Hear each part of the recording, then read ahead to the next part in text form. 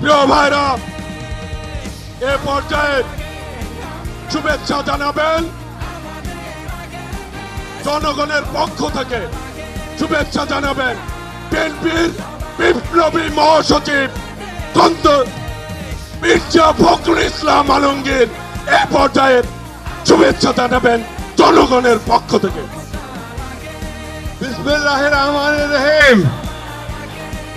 প্রিয় বাংলাদেশের ভাই ও বোনেরা, আসসালামু আলাইকুম।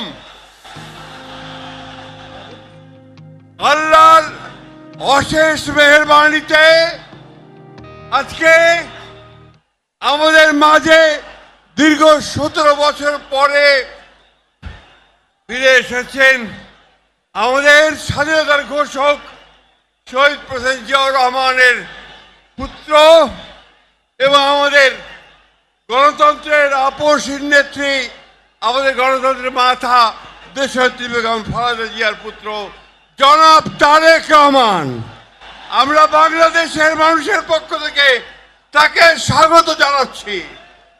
দীর্ঘ 17 বছর ফ্যাসিস্ট অত্যাচার, শক্তির অত্যাচার, নির্যাতনের বিরুদ্ধে আমাদের এই নেতা তারেক রহমান, তিনি দূর থেকে আমাদেরকে নেতৃত্ব দিয়েছেন, আমাদের গণতন্ত্রের লড়াইকে সামনের দিকে এগিয়ে নিয়ে গেছেন এবং আমরা অবশেষে 24-এর 5ই আগস্ট ছাত্র জনতার গণঅভ্যুত্থানের মধ্য দিয়ে তারেক রহমানের নেতৃত্বে আমরা সেই ফ্যাসিস্টকে বিতাড়িত করতে সক্ষম হয়েছি।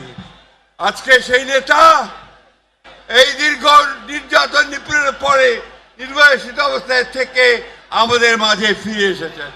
বন্ধুগণ, এই গণতন্ত্রের উত্তরণের সবচেয়ে কঠিন পথগুলো আমরা পাড়ি দিয়েছি তারেক রহমানের নামার কথা আমরা দেখতে পাচ্ছি যে তারেক রহমানকে আমাদের